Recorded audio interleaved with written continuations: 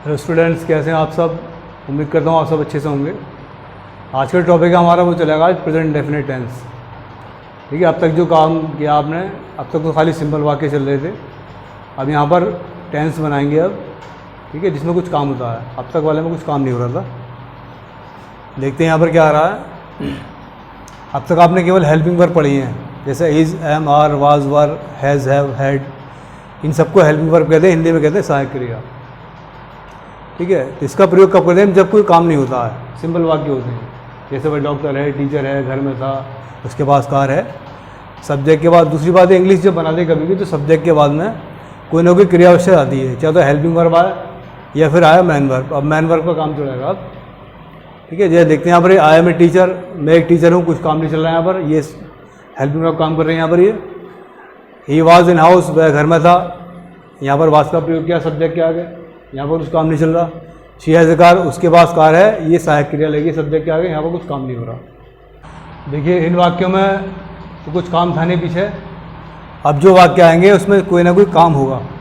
काम का मतलब जैसे जाना एक काम है, लिखना काम है, लिखना, पढ़ना, खाना, पीना, धोना, खाना पकाना, स्कूल जाना और पतंग उड़ाना, पत्र लिखना, हंसना, रोना, सोना, खड़ा होना, बैठना, यानी जिसमें हिंदी में शब्द में ना लग जाता वो होती है क्रिया। ठीक है, ये मैन वर्ब है। मैन वर्ब का मतलब यहाँ पर क्रिया, क्रिया मतलब जो हम काम करते हैं। ठीक है, तो इसके मैन वर्ब जो इसकी 3-4 फॉर्म होती है, गो, वेंट, गॉन और गोइंग। इन 4 रूप में काम होता है इसका। चारों का मतलब एक ही है, जाना। अच्छा, राइट, रोट, रिटर्न और राइटिंग, इसका मतलब है लिखना, चारों का मतलब। ठीक है, तो यहाँ पर जो है मैन वर्ब का काम पड़ेगा अब आपको, यानी कुछ ना कुछ काम चलेगा। अब तक वाक्य में कुछ काम नहीं चल रहा था, अब कुछ ना कुछ काम करने की बात आएगी। तो काम करने के बाद जब आएगी तो यहाँ पर हम मैन वर्ब का प्रयोग करेंगे सब्जेक्ट के आगे। अच्छा, दूसरी बात है, अगर आपको इंग्लिश हकीकत में अच्छी करनी है तो ये जो वर्ब है ये याद करनी बहुत ज़रूरी है। अभी मैं आपको दिखाऊंगा, किसी भी किताब से आप याद कर सकते हैं। हाई स्कूल की किताब हो या 9th की हो या 10th की हो, कोई भी जिसमें ग्रामर की किताब होती है उसमें आपको वर्ब मिल जाएंगी। और आपको ये 3 फॉर्म याद करनी बहुत ज़रूरी है। वी का मतलब है वर्ब, पहले का मतलब है फर्स्ट फॉर्म ये वाली। वी का मतलब वर्ब हो गया, ये हो गया सेकंड फॉर्म। वी का मतलब वर्ब होगा, इसका मतलब 3 का थर्ड फॉर्म। इसकी 3 फॉर्म याद करनी बहुत ज़रूरी है। बिना इसके आप इंग्लिश चाहे कितनी पढ़ लें, इंग्लिश ना तो बोल सकते हैं ना समझ सकते हैं। ये इंग्लिश की पूरी जड़ है, समझ लो। अगर आपने वर्ब याद कर ली तो आपकी इंग्लिश बहुत अच्छी हो जाएगी, वरना आप कितने नियम सीख लो, इंग्लिश आपकी कभी भी अच्छी नहीं हो सकती है। आईएनजी लगाने का एक नियम है छोटा सा, अब आईएनजी का नियम आगे बता दूंगा आपको कैसे लगाना है। ये केवल आपको 3 याद करनी है, फर्स्ट फॉर्म, सेकंड फॉर्म और थर्ड फॉर्म। ठीक है, अगर आपने कभी भी इंग्लिश सीखी हो, बिना इसके आप इंग्लिश कभी ज़िंदगी में सीख नहीं सकते, बहुत ज़रूरी है ये। तो अब जो काम चलेगा आपको कम से कम 10 वर्ब डेली याद करनी है और इसकी स्पेलिंग सही, ताकि इनका काम बढ़ेगा। कुछ ना कुछ काम चल रहा है। ठीक है, सबसे पहले आता है प्रेजेंट इंडेफिनिट टेंस, जिनमें वर्ब का प्रयोग करेंगे हम, मैन वर्ब का। प्रेजेंट डेफिनेट टेंस का जो पहचान है वो एक मोटी सी पहचान ये है, जो क्रिया हम करते हैं जैसे खाना, पीना, सोना, उठना, बैठना, उस क्रिया के अंत में ताए लगा हुआ आएगा। ताए, तीहे, ते, इस तरह से ये आता है। ये एक मोटी सी पहचान है। जैसे वह स्कूल जाता है, तो जाना एक काम है, इसमें जाना में जा की जगह ताकि ना की जगह ता लग गया, जाता है। मैं पत्र लिखता हूँ, लिखने की जगह यहाँ पर आ गया लिखता हूँ, यहाँ पर ता आ गया। यानी वर्ब के अंदर ता लगा हुआ होना चाहिए, खाली ताए से मतलब नहीं है। जो क्रिया लास्ट में आएगी लिखी हुई हिंदी में, उसमें ता लगना जरूरी है। जैसे ये कुर्ता है, ये कुर्ते की बात कर रहा हूँ, यहाँ पर ता है लेकिन यहाँ पर कुछ काम नहीं चल रहा, केवल ये कुर्ते की बात कर रहा है। इसका ताए का मतलब प्रेजेंट डेफिनेट नहीं है।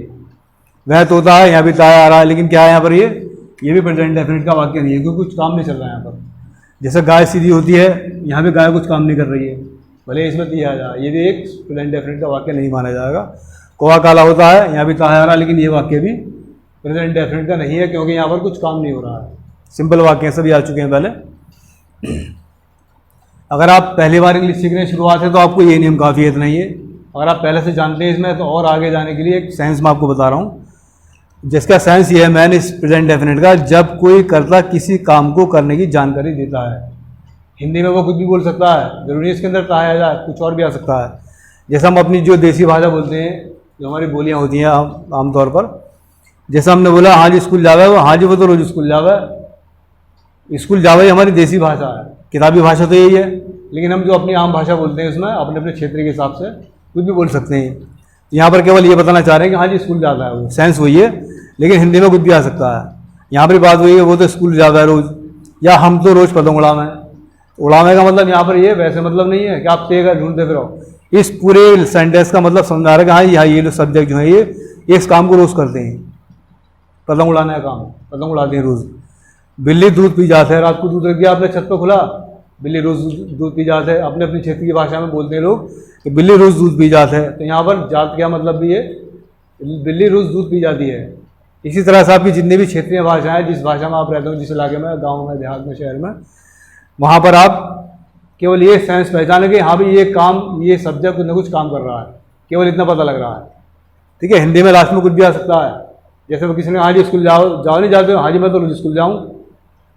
तो मैंने क्या कहा, यानी कि मैं स्कूल जाने का काम रोज़ करता हूँ, मैं उस काम की जानकारी दे रहा हूँ। तो हिंदी में ज़रूरी नहीं कि ताया जाए।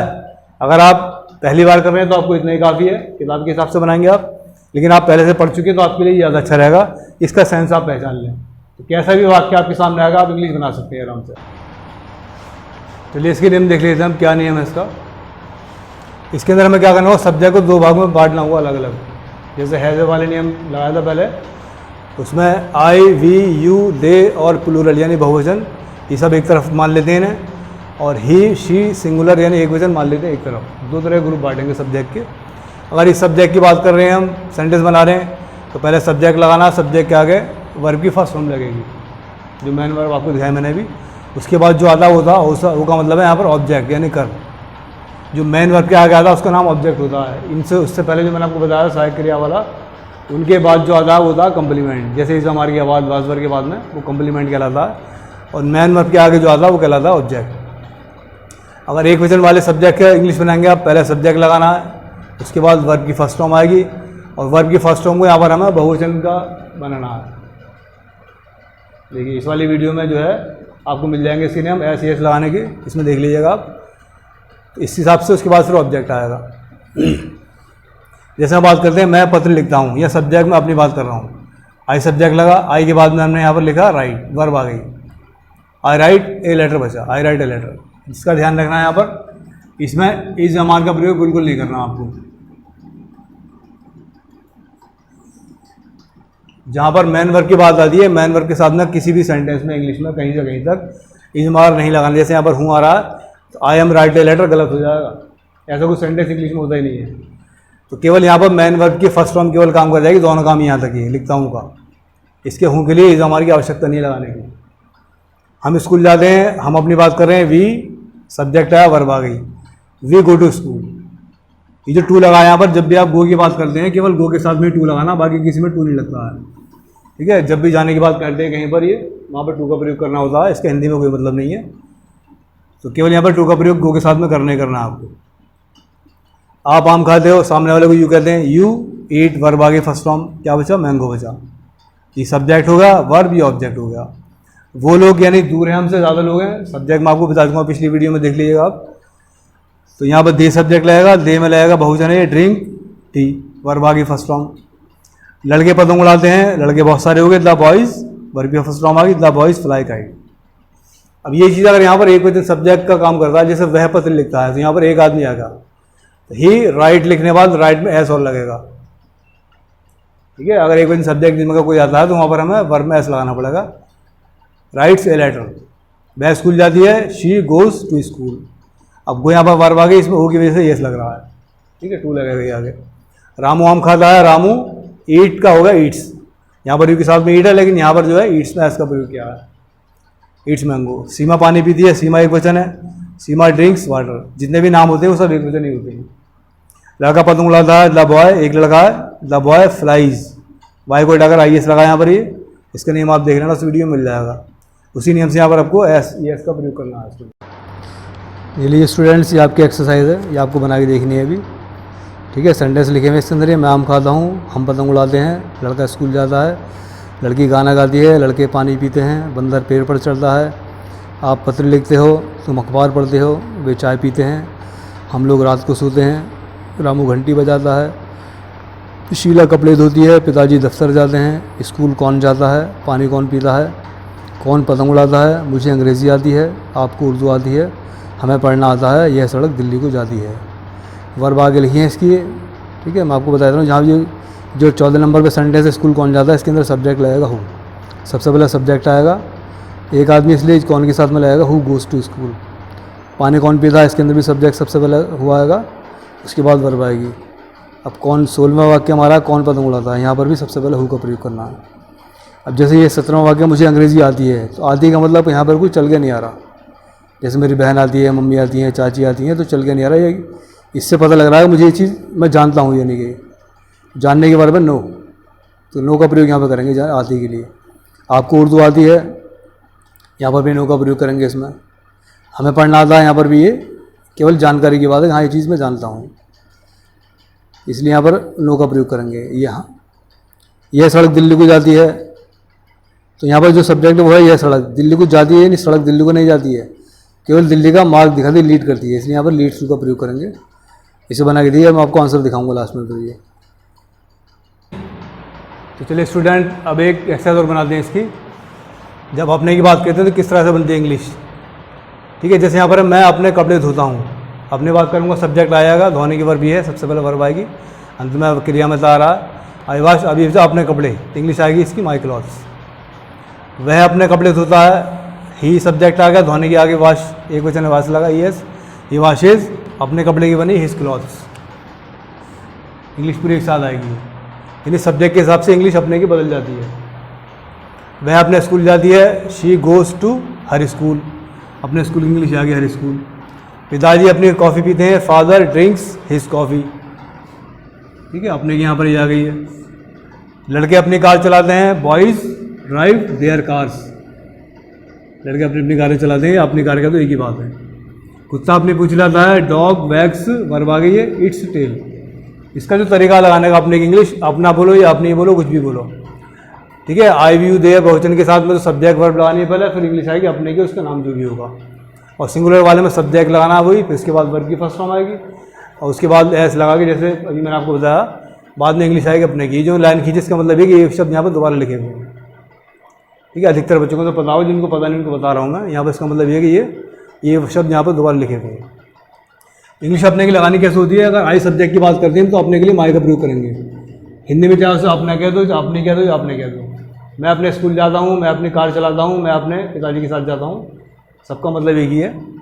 यू के साथ में योर का प्रयोग होता है, आप अपने स्कूल जाते हो, आप अपने कपड़े धोते हो, तुम अपनी कार चलाते हो, यू के साथ में अपने के लिए योर लगेगा। अगर ही या कोई मेल हो, मेल यानी कि आदमी, कोई लड़का है, रामू है, किसी का नाम आ जाए, उसके साथ में हिज लगता है, जैसे यहाँ पर लगा ही वॉशेज हिज क्लॉथ। जैसे फादर के साथ में हिज लग रहा है, एक वचन का आदमी है कोई। ऐसी अगर शी है या कोई फीमेल है या कोई लड़की है, किसी नाम है लड़की का, उसके साथ में लगेगा हर, ठीक है। माता जी के साथ में, गर्ल के साथ में, शी के साथ में, शी गोज़ टू हर। लड़की का नाम कुछ भी आ गया, सीमा, सीता, कुछ भी, तब भी हर लगेगा यहाँ पर। ये मदर आ जाए, आंटी आ जाए, ठीक है। और वी के साथ में लगता है आवर, हम अपने घर जाते हैं, अपने स्कूल जाते हैं, अपनी कार चलाते हैं, वी के साथ में आवर लगेगा। दे के साथ में और बहुवचन जितने भी हैं, बॉयज़ गर्ल्स वगैरह कुछ भी, इंसान अगर हैं तो वहाँ पर देयर का प्रयोग करेंगे अपने के लिए। जैसे ये बॉयज़ ड्राइव देयर कार्स, लड़के अपने अपनी कार चलाते हैं या लड़के अपनी कार चलाते हैं। अगर जानवर की वस्तु की बात करते हैं तो उसमें इट्स लगता है। जैसे ये कुत्ता अपनी पूंछ हिलाता है, तो अपनी पूंछ के लिए यहाँ पर एक कुत्ते की पूंछ है, कोई इंसान नहीं है। डॉग वैक्स, वैक्स मतलब हिलाना वर्ब है, इट्स टेल। इसको आपको याद कर लेना है कि किसके साथ में क्या लगता है। माई का मतलब अपना, अपने अपने सब हो सकते हैं, इसका मतलब सबका एक ही मतलब हो सकता है। इसका प्रयोग हम करते हैं सब्जेक्ट के अनुसार, जैसा सब्जेक्ट लगेगा वैसा ही शब्द यहाँ पर आएगा, ठीक है। अभी मैं आपको एक्सरसाइज दिखाता हूँ, उसको बना के दीजिए। ये स्टूडेंट, ये आपकी एक्सरसाइज है अपने अपने वाले की। मैं अपने स्कूल जाता हूँ, वह अपनी साइकिल धोता है, रामू अपना काम करता है, लड़का अपने गांव जाता है, शीला अपनी फ़्रॉक पहनती है, वह अपने घर में रहती है, लड़की अपना गृह कार्य करती है। गृह कार्य का मतलब होमवर्क, SW लिख सकते हैं। हम अपने दफ्तर से आते हैं, we come from our office, इस तरह बनेगी। लड़के अपने बल्ले लाते हैं, लड़के बहुत सारे हैं, यहाँ पर बॉयज़ का प्रयोग करेंगे। लड़के अपना कुकर ले जाती हैं, वर्ब आगे लिखी हैं। ब्रिंग का मतलब लाते हैं, कैरी मतलब ले जाना होता है। मैं अपनी कार चलाता हूँ, वह अपनी बाइक धोता है, वह अपनी साड़ी सजाती है, मेरा भाई अपने जूते चमकाता है, यहाँ पर एक आदमी है। कुत्ता अपनी पूंछ हिलाता है, बिल्ली अपनी पूंछ हिलाती है, शेर अपनी पूंछ हिलाता है, हाथी अपनी सूंड हिलाता है, सूंड का मतलब है ट्रंक। चिड़िया अपने पंख फैलाती है, स्प्रेड माना फैलाना, पंख का मतलब है विंग्स। रामू पिज़्ज़ा खाता है। यहाँ पर अपने इंग्लिश में तो खाली सिम बना सकते हैं बिना अपने के। सोनम अपनी नानी के घर जाती है।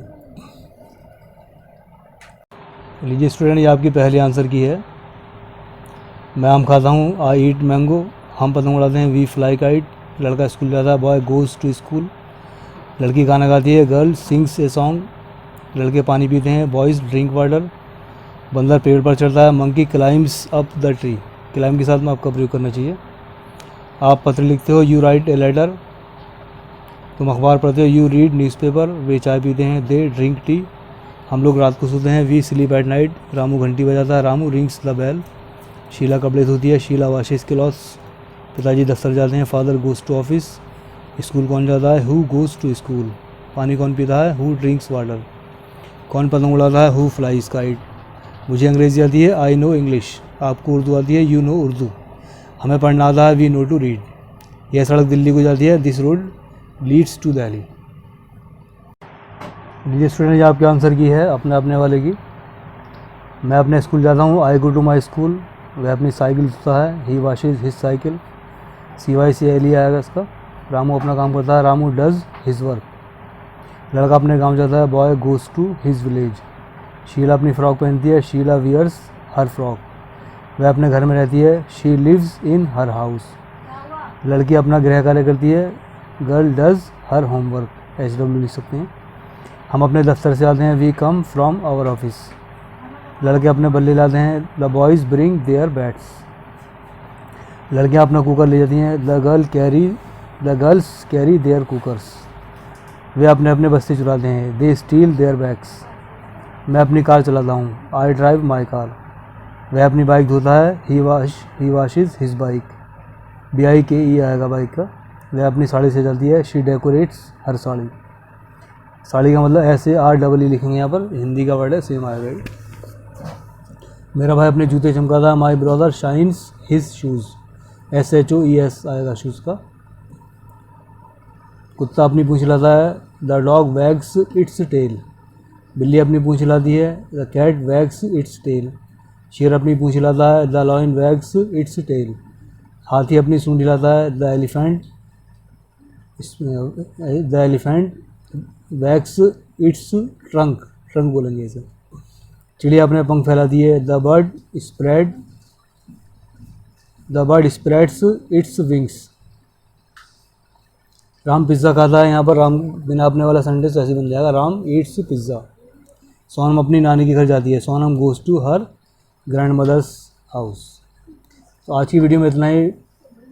और अभी ये प्रेजेंट डेफिनेट का आपका केवल अभी पार्ट 1 हुआ, अभी अगला पार्ट और आएगा इसका जब कंप्लीट होगा। ये नेगेटिव और इंट्रोगेटिव सेंटेंस रह गए। मिलते हैं फिर अगली वीडियो में। Okay bye.